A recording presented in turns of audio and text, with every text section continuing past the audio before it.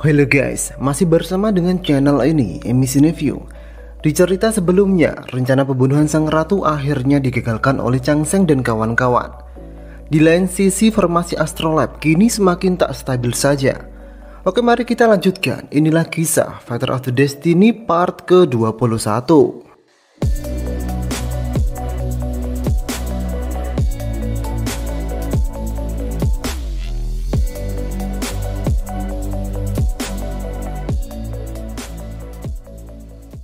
Kita kembali melihat Lulu yang ngenes sekali karena ajakannya ditolak oleh Chang Sheng.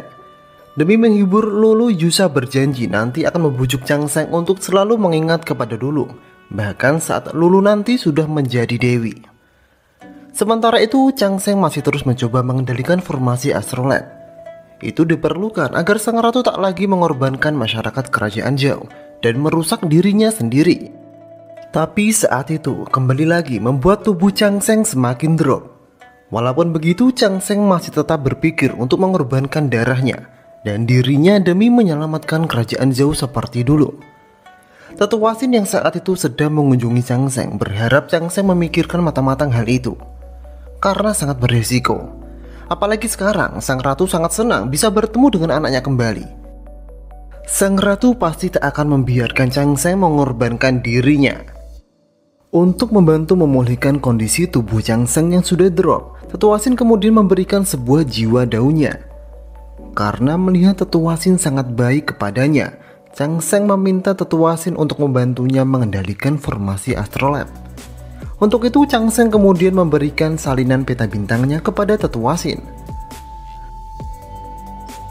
Setelah itu terlihat jubah merah dan kelompok Fuse bersiap menyerang kembali kerajaan Zhou. Apakah ini berhubungan dengan Chang Sheng yang telah memberikan peta bintangnya? Nanti akan diperlihatkan. Kabar Chang Sheng yang ingin mengorbankan dirinya jika formasi Astrolab tak bisa dikendalikan kini terdengar juga oleh Ronger.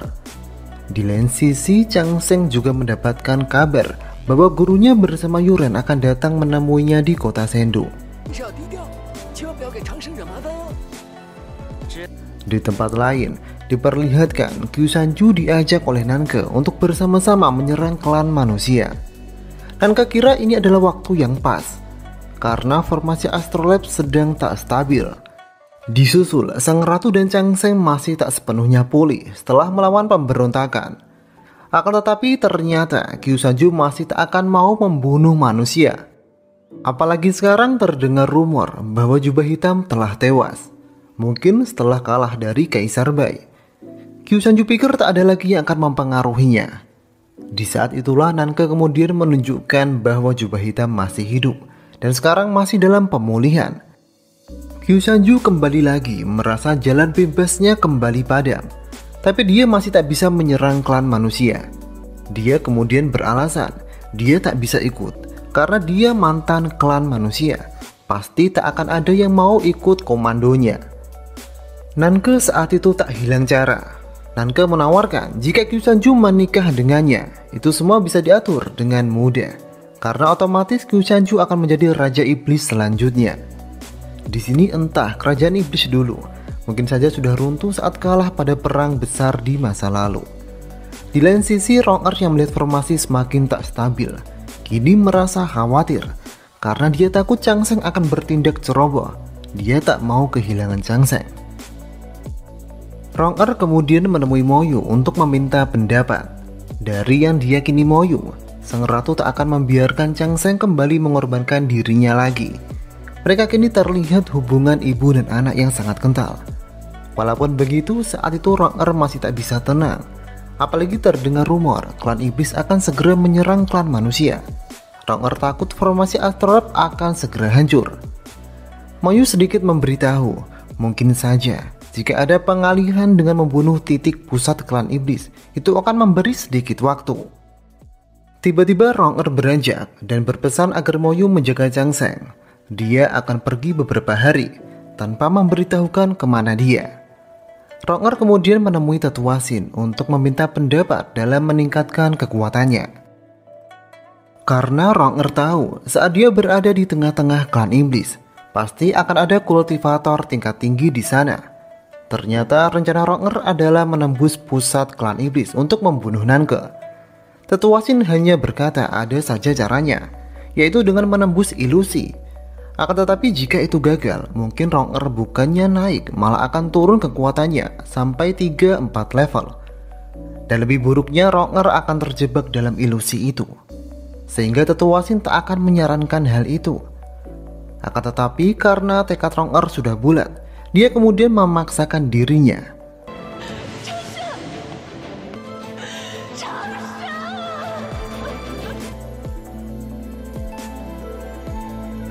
Beruntung waktu itu dia berhasil. Tanpa memberitahukan yang sebenarnya, Ronger kemudian diam-diam berpamitan dengan Chang Sheng. Saat Chang Sheng terbangun, Ronger sudah tidak ada. Tapi Chang Sheng yakin sebelumnya Ronger telah mendatanginya. Merasa ada yang tak beres, Chang Sheng kemudian menemui Moyu untuk meminta penjelasan. Moyu menjelaskan bahwa dia juga tak tahu apa yang sebenarnya Ronger pikirkan. Tapi yang pasti sebelum Ronger pergi, mereka bicara tentang pengalihan atas serangan klan iblis. Seketika Chang Sheng menyadari pasti Ronger berangkat ke wilayah klan iblis untuk menyerang pusat komandonya. Chang Sheng kemudian berencana akan menyusul Ronger dan membawa Ronger kembali. Sebelum itu Chang Sheng diberi sebuah benda oleh Moyu. Diketahui itu adalah milik Ronger saat masih kecil. Itu bisa mendeteksi di mana Ronger berada. Kembali kepada Ronger, singkat cerita Ronger sampai di wilayah klan iblis. Demi menuju ke sana, Ronger meminta sekelompok rombongan untuk mengantarnya. Saat itulah dia mendengar sebuah berita bahwa rombongan itu akan menghadiri sebuah pesta pernikahan putri Raja Iblis, yaitu Nanke dengan laki-laki bernama Kyu Sanju. Ronger kemudian mengirim surat kepada Kyu Sanju untuk bertemu. Kyu Sanju merasa GR. Dia berpikir Ronger bermaksud menolongnya. Padahal maksud Ronger adalah untuk mengingatkan sebagai sesama ujung tombak klan manusia dulu. Kyu Sanju tak seharusnya menjadi bagian klan iblis, karena jika itu terjadi tak ada jalan kembali. Setelah itu pernikahan Nanke dan Kyu Sanju benar-benar dilaksanakan. Di tengah-tengah acara itu Ronger menyelinap guna membunuh Nanke yang ada di sana.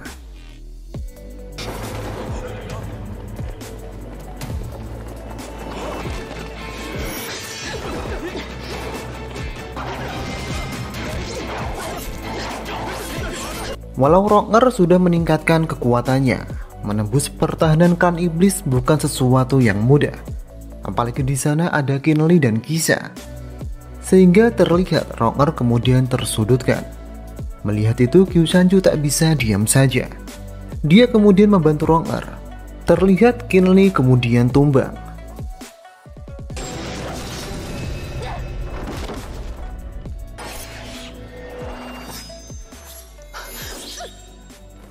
Lalu Ronger yang hampir mati setelah itu diselamatkan oleh Kyu Sanju.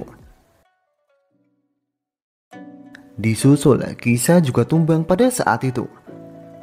Setelah Kyu Sanju berhasil membawa Ronger kabur, Ronger terlihat sekarat.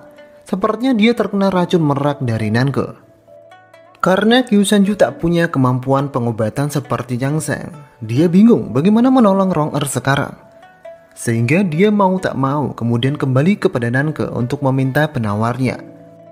Dalam keadaan sedih dan murka karena dipermalukan di depan seluruh klannya, Nanke dengan tegas tak mau memberikan penawarnya dan membiarkan Kyu Sanju pergi lagi kepada Ronger.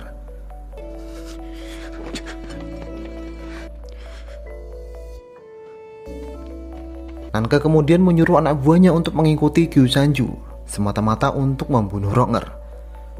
Di lain sisi Chang Sheng yang menyusul Ronger sampai juga di wilayah klan iblis.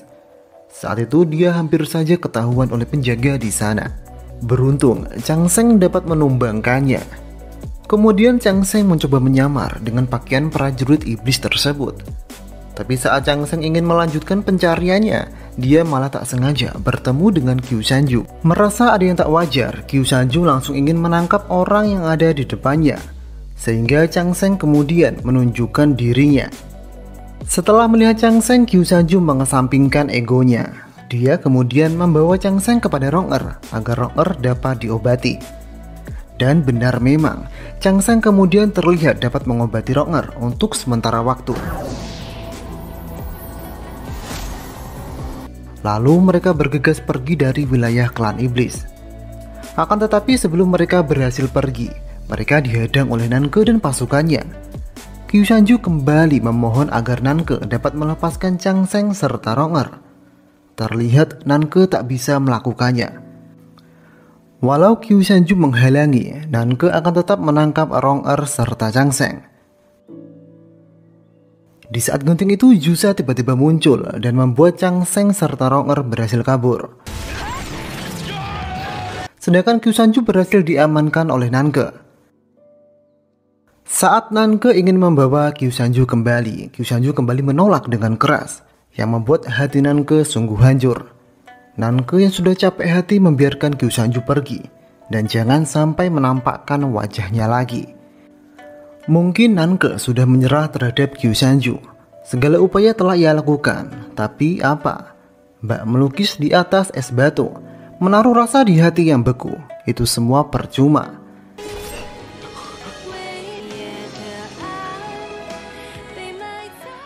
Setelah itu terlihat jubah hitam kini sudah terbangun dan mulai meminta Nanke mengerahkan pasukannya untuk mulai menyerang. Dalam hati yang masih murka, Nanke kemudian memimpin penyerangan di perbatasan. Mendengar kabar klan iblis telah menyerang, Tang Xiao dan Yuan Po ingin membantu perang di perbatasan.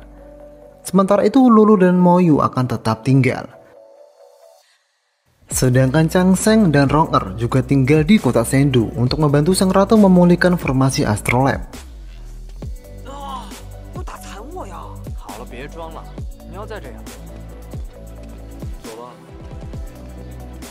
Singkat cerita, Tang Xiao dan Yuan Po ikut dalam pertempuran di perbatasan.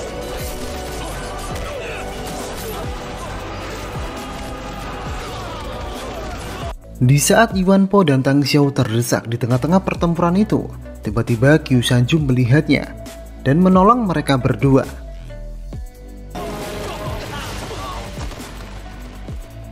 Tapi sepertinya Yuan Po dan Tang Xiao tak tahu yang menolongnya adalah Qiu Shanju. Di tempat berbeda, sang ratu, Chang Seng dan Rong-er belum bisa memulihkan formasi Astrolab. Kemudian tetua Xin datang menemui sang ratu. Entah kenapa tiba-tiba dia menyarankan agar mengorbankan Chang Seng untuk memulihkan formasi Astrolab. Suatu saran yang sangat aneh, karena diketahui selama ini tetua Xin sangat baik terhadap Chang Seng, yang saat itu membuat sang ratu agak emosi. Dia tak akan membiarkan anaknya kembali pergi lagi. Di tempat yang berbeda, Hansi kini mulai sembuh. Mendengar bahwa klan iblis telah menyerang di perbatasan, dia bermaksud untuk segera kembali ke kota Sendu. Sebelum itu dia tak akan lupa jasa orang yang telah menyelamatkannya. Dia berjanji akan membalasnya suatu hari nanti. Sementara itu, setelah terjadi pertempuran di perbatasan, klan iblis terlihat mundur sejenak. Mereka kini membagi kelompok-kelompok yang lebih kecil agar menyusup lebih mudah. Kembali kepada Chang Seng. Karena merasa tak ada solusi lagi, Chang Seng memohon kepada sang ratu agar membiarkan dia mengorbankan dirinya untuk memulihkan formasi Astrolab. Sebagai seorang ibu, sang ratu tak bisa melakukan itu. Lebih baik dia yang maju daripada kembali kehilangan anak satu-satunya. Tapi saat itu, Chang Seng meyakinkan sang ratu bahwa dirinya lah yang seharusnya maju, karena sang ratu masih dibutuhkan oleh seluruh rakyat kerajaan Zhao. Sehingga sang ratu dengan berat hati tak bisa menolak rencana Chang Seng. Chang Seng kemudian berpamitan dengan sahabat-sahabatnya bahwa dia akan kembali berkorban untuk formasi Astrolab. Entah dia nanti akan selamat atau tidak. Melihat tekad Chang Seng yang sangat kuat, Lulu tak bisa apa-apa.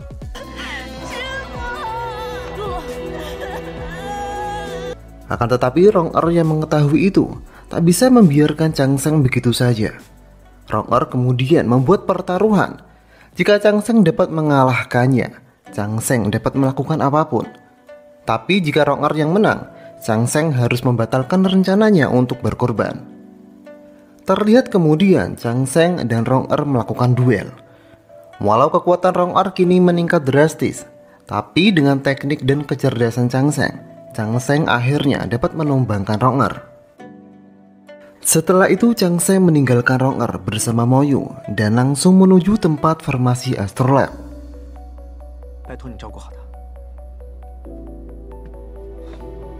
Di lain sisi Lulu merasa waktunya hampir habis.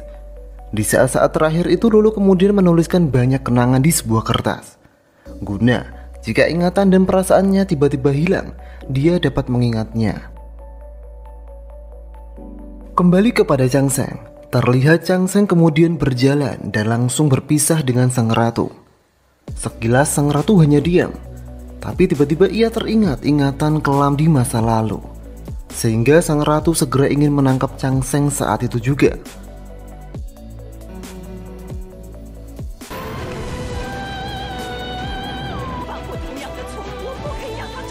Akan tetapi itu semua sudah terlambat.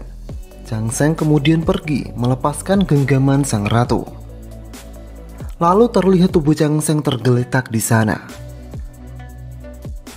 Di sisi lain, Rong Er yang kemudian sadar segera menyusul Chang Seng ke tempat formasi Astrolab. Tapi apa daya, Rong Er sudah melihat tubuh Chang Seng tak bergerak sama sekali. Chang Seng sudah mati. Sementara itu, Lulu yang juga merasakan hawa keberadaan Chang Seng menghilang segera datang juga ke tempat formasi Astrolab. Akan tetapi sebelum dia sampai, tiba-tiba waktu perjanjian dengan sang dewi sudah datang. Sehingga dia tiba-tiba kehilangan ingatan tentang perasaannya kepada Chang Seng.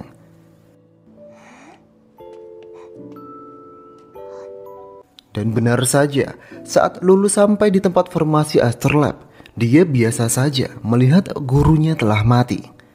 Dia bahkan tak merasa sedih, karena sekarang dia merasa Chang Seng adalah orang yang tak begitu ia kenal. Mayat Chang Seng kemudian dibawa ke akademi tradisional untuk sementara waktu, untuk mengenang kebaikan dan semua jasanya. Terlihat Rong Er, Kijian, Mo Yu, Tang Xiao dan Yuan Po berlinang air mata. Mereka tak menyangka perpisahan dengan Chang Seng akan sesedih ini. Hanya Lulu yang merasa biasa saja. Malahan dia meminta Chang Seng untuk segera dikuburkan saja, seperti orang-orang biasa. Setelah malam pun kesedihan atas kehilangan Chang Seng belum mereda. Terlihat sang ratu kemudian datang melihat wajah anaknya yang kini tak bisa apa-apa. Tangis dan tawa pun sudah tak ada pada wajah anaknya. Terlihat kemudian Rong Er juga datang. Mereka sama-sama meneteskan air mata kembali dan mengingat semua kebaikan Chang Seng selama ini. Di saat itu, Qiu Shanju melihat mereka berdua dari sudut latar. Qiu Shanju merasa walau Chang Seng telah mati, hati Rong Er masih tetap setia dengan Chang Seng. Sehingga dia merasa tidak bisa menggait perasaan Rong Er kembali. Sangat berbeda dengan laki-laki bermental buaya yang berpura-pura menyemangati padahal ingin merebut hati. Sementara itu di kamarnya, Lulu mendapati tulisan-tulisan tidak jelas tertempel di dinding kamar. Dia sama sekali tak ingat, padahal dialah yang menulisnya. Semuanya tertulis tentang kenangan dengan Chang Seng di masa lalu. Karena dia tak mengerti apa yang tertulis di situ, dia kemudian bermaksud ingin membuangnya. Di saat itulah Yuan Po segera datang dan menghentikan Lulu. Yuan Po berusaha memberitahu Lulu bahwa tulisan-tulisan itu adalah kenangan Lulu yang sangat berharga dengan Chang Seng. Walaupun Yuan Po sudah memberitahu Lulu dengan sungguh-sungguh, itu percuma saja. Lulu tak ingat apa-apa. Di tempat dan waktu berbeda, setelah kematian Chang Seng, emosi sang ratu masih terguncang. Terlihat orang-orang menunggu perintah sang ratu untuk melawan klan iblis. Tapi saat itu sang ratu meminta Tetua Xin untuk menggantikannya dulu. Walau dia terlihat tegar, tapi sebenarnya di dalam hati sang ratu masih hancur dan sakit. Yang tahu kondisi sang ratu saat ini hanya Mo Yu. Mo Yu khawatir jika terus begini kesehatan sang ratu akan semakin gawat. Dan yang paling buruk, sang ratu akan menyusul Chang Seng ke dalam kematian. Dan sekian dulu kisah Father of the Destiny yang ke-21 ini. Akhir kata, wassalamualaikum.